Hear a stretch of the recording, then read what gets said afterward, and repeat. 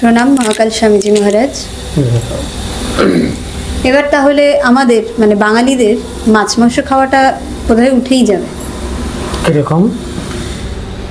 কীরকম বলতে, পশ্চিমবাংলায় তো সামনেই নির্বাচন, এপ্রিলের শেষের দিকে। এইবার অনেকভাবে অনেক জায়গায় বিভিন্ন বা নির্দিষ্ট দল থেকে প্রচারিতও হচ্ছে যে যদি বাংলায় বিজেপি এবার আসে তবে বাঙালিদের মাছ মাংস খাওয়া লাটে উঠবে, কোনো রকম আমিষ আর গ্রহণ করা যাবে না, খেতে দেবে না, খেতে দেবে না একদম।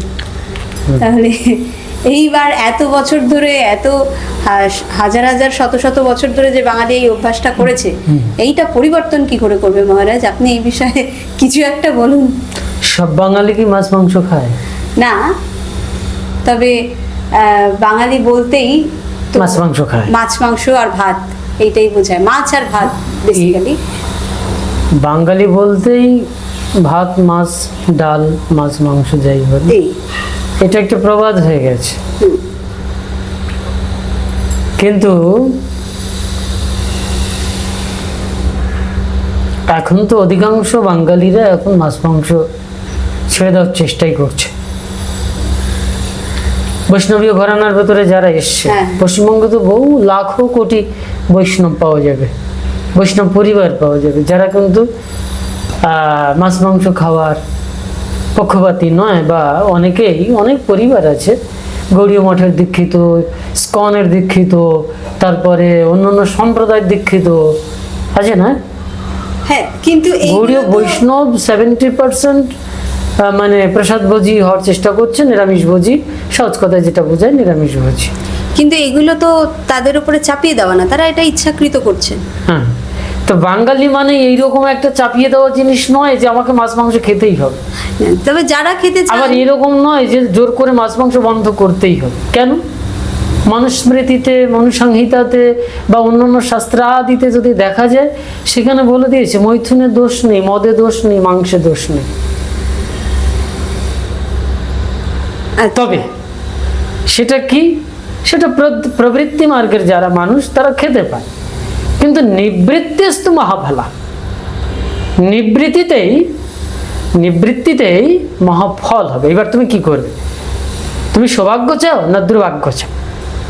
শাস্ত্র কাউকে এটা বলেনি যে ভাই তোমার গলা কেটে দেওয়া হলো, তুমি এটা না করলে, হ্যাঁ তুমি এটা করবে, এর ফল তুমি এটা ভোগ করবে, এরকম বলা আছে।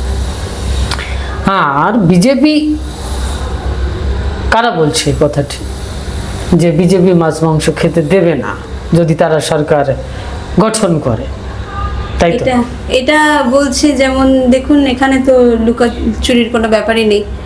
টিএমসি বা বিভিন্ন এই দলগুলো থেকেই বিভিন্নভাবে প্রচার হচ্ছে যে এরা যেহেতু আমাদের বাংলার কালচারের সঙ্গে বা বাংলার খাদ্য প্রণালীর সঙ্গে পরিচিত নয়, সুতরাং এটাকেই সম্পূর্ণভাবেই সরিয়ে দেবে, এবং অন্যান্য তৃণমূল বা এই দলের যারা রয়েছে, যারা বাংলার খাদ্য প্রণালীর সঙ্গে পরিচিত, তারা এই বাংলা এবং বাঙালির খাদ্যকে ঠিকঠাক রাখতে পারবে, সংরক্ষণ করতে পারবে। মানে যারা বর্তমান সরকার এক্স্যাক্টলি পাল্টানো দরকার। যাক, কেমন ভাববেন, আমার ভাই পাল্টানোর ব্যাপার স্যাপার নেই, ঠিক আছে, আমি যেটা সেটাই থাকলেই হবে। আমরা নিত্য শাশ্বত সনাতন পরমাত্মার তপস্যা করবার চেষ্টা করছি। আত্মা শুদ্ধ, নিত্য বুদ্ধ, মুক্ত, ঠিক আছে? আত্মা না বাঙালি হয়, না মারাঠি হয়, না গুজরাটি হয়, না পরম ব্রহ্ম শুধু বাঙালিদের কথাটাই বোঝে, গুজরাটিদের কথা বোঝে না, মারাঠিদের কথা ভগবান শ্রীকৃষ্ণ বোঝেন, পরমাত্মা বোঝেন, কিন্তু বাঙালিদের কথা বোঝেন না। সংস্কৃত ছাড়া আর তিনি কোনো ভাষার মর্মার্থ উপলব্ধি করতে পারেন না। এটা হচ্ছে পরমাত্মার সম্পর্কে যে বিরুদ্ধ মনোভাব, ভাবনা। রামচন্দ্রের যদি প্রতীকটা বসিয়ে দেওয়া হয় বিজেপির ফ্ল্যাগের উপর, রামচন্দ্র মাছ মাংস খেতেন না, এই জন্য বিজেপি রামচন্দ্র করে, রামের কথা বলে, জয় শ্রীরাম বলে, তাই বিজেপি যদি পশ্চিমবঙ্গে আসে তাহলে নিশ্চিত জেনে রাখো মাছ মাংস উঠে যাবে, খেতে দেবে। এটা একটা ভ্রান্ত ধারণা আর ভ্রান্ত সম্প্রচার ছাড়া আমার মনে হয় আর কিছু নয়, ঠিক আছে? আমি একটি কথা বলবো। আমি সম্প্রতিকাল একটি দেখছিলাম যে বোধহয় পিএম প্রধানমন্ত্রীজি এসছেন, কোন ডিস্ট্রিক্টে এসছে, পশ্চিমবঙ্গ। আসার পরে কোনো একটা মুড়ি মুড়কির দোকানে গিয়েছিল, মানে ওই যে মুড়ি ভাজা দেয় না, পেঁয়াজ মুড়ি ভাজা এরকম। আচ্ছা, তো তখন উনি গিয়ে বললেন কি তোমার এখানে আছে মুড়ি, ঝালমুড়ি আছে? বলে আছে। কত? বলে 10 টাকা। যাই করম কিছু বলে আমাকে এক প্যাকেট দাও। বলছে পেঁয়াজ খান তো? তো মোদিজি নাকি প্রধানমন্ত্রীজি বললেন যে হ্যাঁ খাই, प्याज खाता हूँ আচ্ছা लेकिन दिमाग खाता नहीं। আচ্ছা এটা বলে এবার কার দিমাগ খায়, মানে পেঁয়াজের মাথা নাকি? তা বহু আমরা তো উত্তরাখণ্ডীয় স্থানে আমাদের বেশি চলাচল, বা গুরুস্থান, তপস্থান, বাসস্থান যাই হল। তা আমাদের অনেক মিত্র, গুরু, শিষ্য, সতীর্থগণ আছেন যারা কিন্তু পেঁয়াজ খান। তারা কিন্তু খোদ হিন্দুস্থান, ঠিক আছে, তারা ঘোর কিন্তু আমিষ বিরোধী, কিন্তু তারা পেঁয়াজ রসুনটা খায় একদম একদম। আচ্ছা ঠিক আছে, আমাদের পাত্রে দিচ্ছে এরকম দেখেছি। বলে পেঁয়াজ খান তো? হ্যাঁ আপনারা পেঁয়াজ খান? বলে হ্যাঁ পেঁয়াজ খাই, লেকিন আমরা আমিষ খাই না। হ্যাঁ ঠিক আছে, এটা প্রথমের দিকে দেখতাম, তাই বললাম আচ্ছা এক একটা জায়গার এক এক ধরনের ট্র্যাডিশন। আমাদের উত্তরাখণ্ডে বা উত্তরপ্রদেশের দিকে পেঁয়াজটা রসুনটা চলে, ঠিক আছে। তো এক একটা জায়গার এক এক রকমের ঐতিহ্য, ট্র্যাডিশন, সেই দিকে যদি লক্ষ্য করা হয়, আর আমরা যদি এটা মনে করি যে আমাদের ট্র্যাডিশনটা বাঁচিয়ে রাখতে হবে, সেটা আলাদা ব্যাপার। বাঙালিদের ট্র্যাডিশনটা কি? শুধুই মাছ মাংস খেলে সে বাঙালি হবে? তা নয়। শুধুই মাছ মাংস খেলে কি বাঙালি হয়? হয় না তো। তা তো হয় না। বাঙালি হতে গেলে তার আরো অনেক সিমটম লাগবে। তার পূর্ণরূপে বাংলা ভাষাটা জানতে হবে।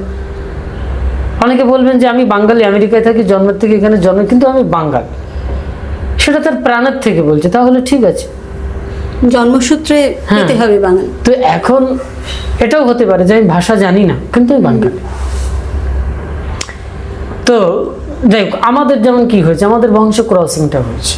আমাদের মূল আদি বংশ যেটা, সেটা কিন্তু উত্তর ভারতে। তো আমি বিভিন্ন জায়গায় যাই, তারা বলেন আপনি ফ্লুয়েন্ট বাংলা বলেন, অথচ আপনি বলছেন উত্তর ভারতে। বললো হ্যাঁ, আমাদের প্রাচীন বংশ আর আদি বংশ খোদ উত্তরপ্রদেশীয়, মানে উত্তরাখণ্ডীয়, কিন্তু আমি এখন বাঙালি হয়ে পড়েছি। কিরকম বাঙালি? বাঙালি নয়, কারণ আমাদের বাবা এবং মায়ের সঙ্গে, বা দাদু বা ঠাকুমার এই জায়গায় এসে ক্রসিংটা হয়েছে, তখন তো অখণ্ড ভারতবর্ষ। একদম এইভাবে কার সঙ্গে কার মিলন হয়ে গেছে, তখন দেখা গেল যে ক্রমান্বয়ে ধীরে ধীরে এমন হয়েছে আমি উত্তরপ্রদেশে জন্ম নিয়েছি বা ভিন্ন দেশে জন্ম নিয়েছি, কিন্তু আমি পশ্চিমবঙ্গে এসে কলকাতা এরিয়াতে এসে মানুষ হয়েছি, একদম। পড়াশোনা করেছি, তো সেখান থেকে আমার বাংলাটা একটু ফ্লুয়েন্ট আসবে। তো সেই সূত্রে কীভাবে কী হবে? তখন বিষয়টি হচ্ছে এগুলো একটি বিতর্কিত বিষয়, কিন্তু আমি শুধু মনে করি না যে মাছ মাংস না খেলেই সে বাঙালি হবে না, আর মাছ মাংস খেলেই সে বাঙালি হবে। এটা প্রাচীন ঐতিহ্যকে টিকিয়ে রাখার একটি ভ্রান্ত মতবাদ মাত্র, ছাড়া আর কিছুই না। আমার এখন মাছ মাংস খেতে ইচ্ছে করছে, ভাই আপনি খান না, কেন, তো অসুবিধা নেই, কেউ বারণ করছে না। আমার মনে হয় না কেউ কোনো বিজেপি এই ধরনের কথা প্রচার করছেন বা সম্প্রচার করছেন। এটা হতে পারে কোনো রাজনৈতিক মনোভাব থেকে বা অ্যাডভার্টাইজমেন্টের জায়গা থেকে। এটা হতে পারে যে এই জিনিসগুলো যে যার মতো এখন অ্যাডভার্টাইজমেন্টের জন্য এটা করে, ইলেকশনের জন্য এটা করে, এগুলো সাময়িক, পরে এটা ঠিক হয়ে যাবে, মানুষের মস্তিষ্ককে ঘুরিয়ে দেওয়ার জন্য। এগুলো বিশেষ কোনো আলোচ্য বিষয় নয়, তবে এটা একটি গুরুত্বপূর্ণ বিষয়। সত্যি কথা বলতে কি, তাহলে কি অনেকে জিজ্ঞেস করবেন আমরা কি তাহলে মাছ মাংস খাবো না, বা মাছ মাংস খাবো? আপনি কি মাছ মাংস খাওয়ার কি পারমিশন দিচ্ছেন? পক্ষে না বিপক্ষে? পারমিশন দিচ্ছেন না দিচ্ছেন না? আপনি কি বলতে চাইছেন তাহলে? বাঙালিরা কি তাহলে মাছ মাংস খাবে নাকি খাবে না? না, এটা ভাই এক বাক্যে বলা যায় না, এটা এক বাক্যে বলা যায় না। আমার কাছে প্রচুর রিপোর্ট আছে, যারা ডক্টরের কাছে গেছে, 4 বছরের বাচ্চা, 2টো কিডনি কিন্তু ভীষণভাবে এফেক্ট করে গেছে। ছেলেটির 6 মাস অন্তর সমস্ত গা ফেঁপে ফুলে যায়। সেই ছেলেটি আমার কাছে এসেছিল, তাদের এখানে গিয়েছিল, দেখে ভীষণ খারাপ লেগেছে। তার ক্ষেত্রে নাকি ডাক্তার বলেছে তার মাছ মাংস খেতে হবে। কেন বললেন আমি জানি না, যে কোনোভাবে। কোথাও কোথাও দেখেছি অনেক যারা নিরামিষ ভোজন করছেন, ডাক্তার বলেছে এক্ষুনি যাও, বাঁচতে চাইলে মাছ মাংস। আবার কোথাও আবার এরকম হয়েছে যে তুমি মাছ মাংস খেও না, ডিম খেও না, মাছ খেও না, ঠিক আছে, সে হয়তো মাছ মাংস খাওয়া খুব পছন্দ করে, কিন্তু তাকে আবার নিষেধ করছে। এটা হচ্ছে ঔষধের ক্ষেত্র। আমার শরীর একটি ক্ষেত্র, সেই ক্ষেত্রটা এক একজনের ক্ষেত্র এক এক রকমের হয়। ঠিক কথা। পশ্চিমবঙ্গে সব জায়গায় কি বেলে মাটি আছে? এঁটেল মাটি কি কোথাও নাই? আছে। কোথাও সমতল, কোথাও মালভূমি, কোথাও পাহাড়ি অঞ্চল আছে না পশ্চিমবঙ্গে? আছে আছে। তাহলে যেখানে বেলে মাটি আছে সেখানে কি হবে? আলুটা ভালো হবে। যেখানে এঁটেল মাটি আছে সেখানে এঁটেল মাটির যে উদ্ভিদ বা কোনো ফসল লাগাতে হবে সেটা হবে শস্যকোনা। একটা বাক্যেই বলা যায় না আমি বাঙালি মানাই শুধু ভাতে মাছে বাঙালি। একটা সময় পাঠা বলি হতো, এখনো হয়। একটা সময় কিছু মানুষ সাধু সন্তরা এর ঘোর বিরুদ্ধে কিন্তু আন্দোলন করেছে যে পাঠা বলি কোনো আমাদের রীতিসম্মত ধর্ম নয়, কোনো জীবকে হত্যা করা কোনো ধর্ম নয়। এটা শাস্ত্রীয় দৃষ্টিকোণ থেকে সত্য। আবার আরেক দৃষ্টিকোণ থেকে এই যজ্ঞ প্রথাতে বলি হয়েছে অনেক পশু, এটাও আবার খুব একটা অস্বীকার করার জায়গা নেই। কিন্তু যারা উৎকৃষ্ট ঋষি তপস্বী তারা সঠিক বলি কি সেটা জানেন, তারা সেইভাবে করতেন। সাধারণের জন্য এটা নয়। এই জন্য সাধারণ আর সাধু কোন ক্ষেত্রে কোন ফসল শস্যকণা দিতে হবে সেটা ডিপেন্ড করবে ক্ষেত্রের উপর। আমার ক্ষেত্রে মাছ মাংস চাইছে না, আমি বাঙালি, আমি প্রচুর বাঙালি দেখেছি। একটা বাঙালিকে দেখেছি, তার বয়স কত, ইয়াং ছেলে, সে জন্মের পরের থেকে শুধু ঘি আর আলু সিদ্ধ খায়, আর কিছু খায় না। তার দাদু আমার কাছে, স্বয়ং তার ঠাকুমা আমার কাছে এসেছিল, নদী আর একটি ছেলে, আচ্ছা, একেবারে যুবক ছেলে, আচ্ছা, বলে শুধু ঘি আর আলু সিদ্ধ, তাতেই তার শরীরে সুন্দর চেহারা। এটা কি করে হচ্ছে? বাঙালি হয়েছে, সে বাংলায় জন্ম নিয়েছে, সে তো ভাই ঘি আর আলু সিদ্ধ ভাই। তার মানে কি সে বলবে নাকি আমি বাঙালি, মানে আমার ভাতে মাছে বাঙালি? এটা হয় নাকি কখন? এটা যে কার ঠাকুরদাদা কি চালু করেছে, এটা নদী মাতৃকা দেশ বলা চলে। খানিকটা নদী প্রবাহিত হচ্ছে, অনেক নদী প্রবাহিত হয়েছে, বিভিন্ন গঙ্গা যমুনা ইত্যাদি নদী প্রবাহিত হয়েছে। নদী মানেই মাছের বিষয় থাকে, তারপরে সমতল ভূমি। কিন্তু বাস্তবিক যদি বৈজ্ঞানিক ফর্মুলা দেখা যায়, মেডিকেল সায়েন্সের দৃষ্টিকোণ থেকে দেখা যায়, তাহলে কিন্তু মাছ মাংস কিন্তু আমাদের জন্যে সর্বাধিক সুব্যবস্থা সম্পন্ন একটি পদ্ধতি। এটা না, আয়ুর্বেদে বহু জায়গায় মাছ মাংসের কথা আমি উল্লেখ করে দিতে পারি, কিন্তু সেটা একটু ফর্মুলা অনুসারে ব্যবহার করতে হবে। এটা কোনো ট্র্যাডিশন হিসেবে না। যে কারণে আপনি বললেন ওষুধ, ট্র্যাডিশন হিসেবে কখনো হয় না।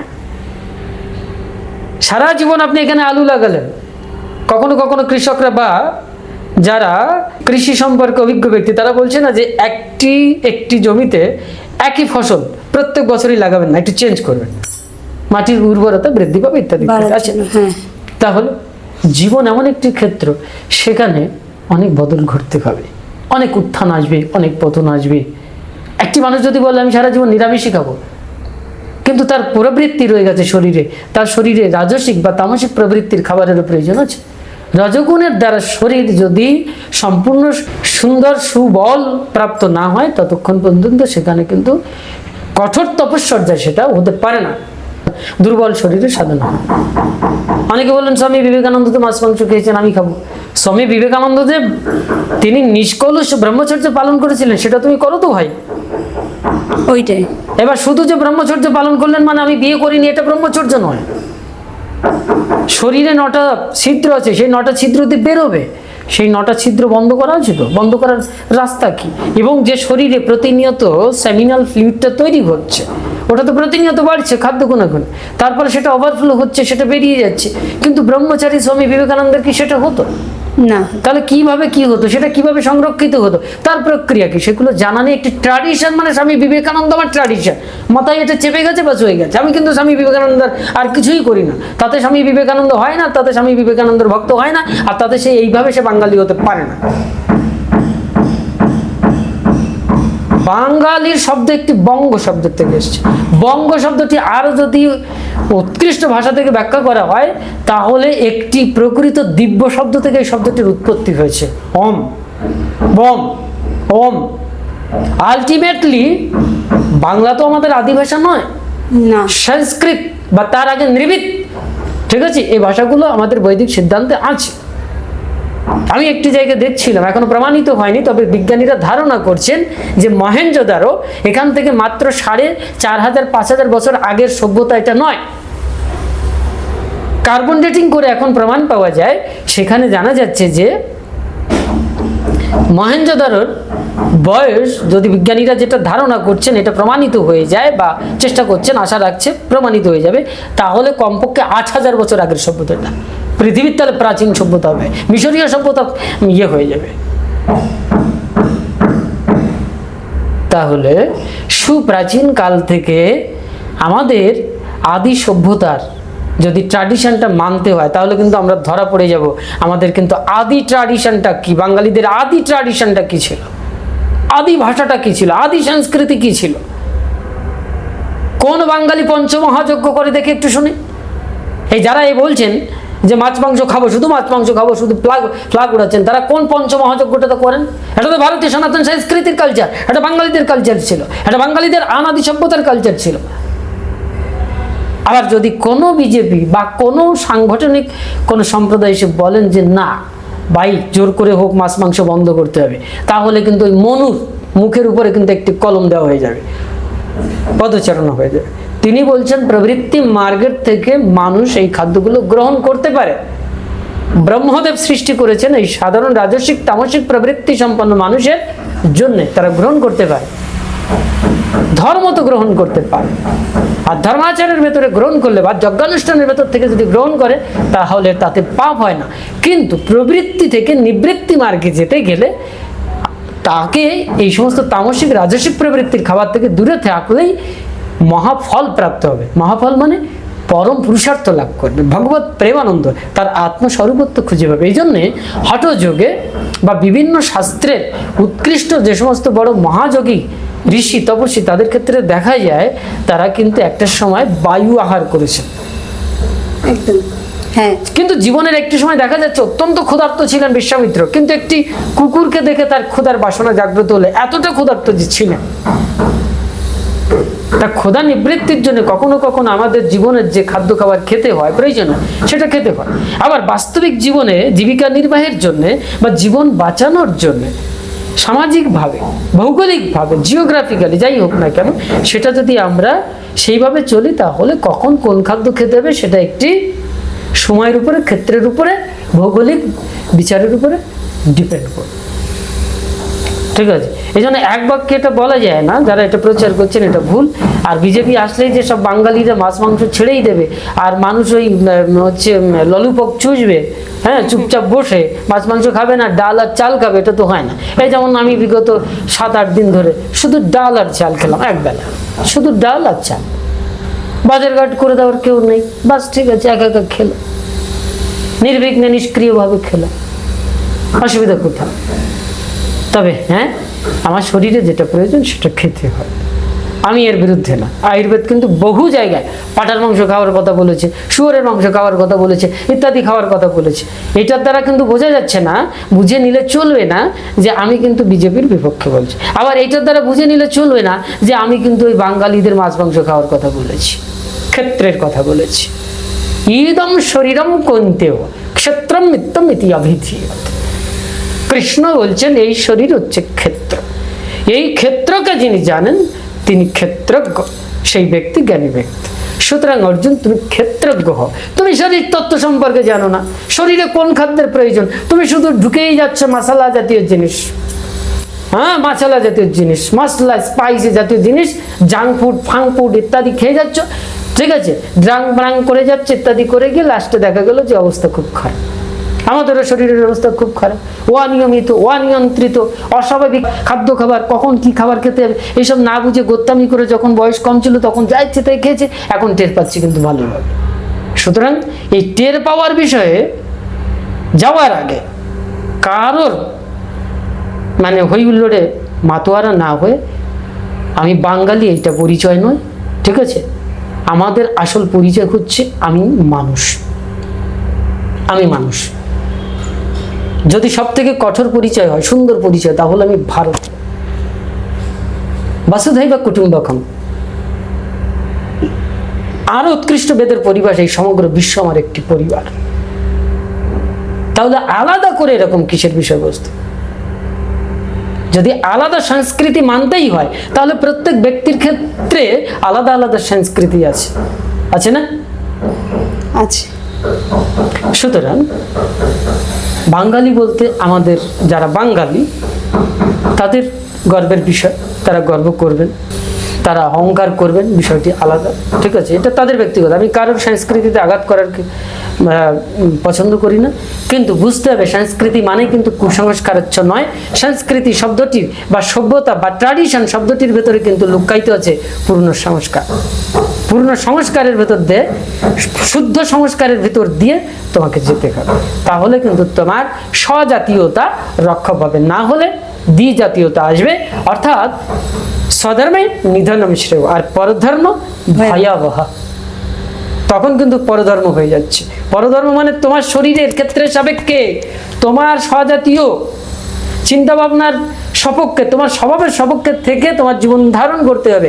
যদি তা না করে তুমি ওই যে ওই ভোট ইলেকশনের মাধ্যম দিয়ে ওই এর দলের ওর দলের পতাকা উড়িয়ে এই করো নাচো গাও, তাহলে কিন্তু অবস্থা খুব খারাপ হয়ে যাবে। সংস্কৃতি তার ব্যক্তিত্বের মধ্যে থাকে, তার চিন্তা শক্তির ভেতরে থাকে, তার সভ্যতার ভেতরে থাকে, শুদ্ধ চিন্তা শক্তির ভেতরে থাকে, আত্মচেতনার ভেতরে থাকে। আত্মচেতনার প্রসার সম্প্রচার হোক, তাহলে তখন বুঝবেন আসল সংস্কৃতি বাঙালিদের, মারাঠিদের, গুজরাটিদের তথা সর্বোপরি ভারতীয়দের আসল সংস্কৃতি কি, সেইগুলো অধ্যয়ন করুন, সেগুলো জানুন। সেগুলো জানার পরে দেখা যাবে যে সত্যি সত্যি আমাদের কি করা উচিত। আর এগুলো একটি আমার কাছে মনে হয়েছে ভ্রান্ত একটি মতবাদ সম্প্রচারিত হচ্ছে। বিজেপি এরকম ধরনের কোনো কথা বলেছে বলে আমার তো এখনো চোখে পড়েনি, কারণ আমি শুনিনি, ঠিক আছে, হতে পারে। তবে আমি কোথাও কোথাও অ্যাডভার্টাইজমেন্টে দেখছিলাম, কোথায় জন্য যে শুনে আমি হেসে কুটি কুটি যাচ্ছিলাম যে বিজেপি নাকি বাংলাতে সরকার গঠন করলে আর আমাদের মাংস খেতে দেবে না, বাঙালিদেরকে বের করে দেবে ভারতবর্ষ থেকে, ইত্যাদি ইত্যাদি কি সমস্ত এগুলো চলছে অ্যাডভার্টাইজমেন্টে। আর এটা তো আমাদের গুরুত্বপূর্ণ বিষয়। গুরুত্বপূর্ণ বিষয় হচ্ছে আমাদের আত্মচেতনার উপরে ধ্যান দিতে হবে। জয় বাংলা।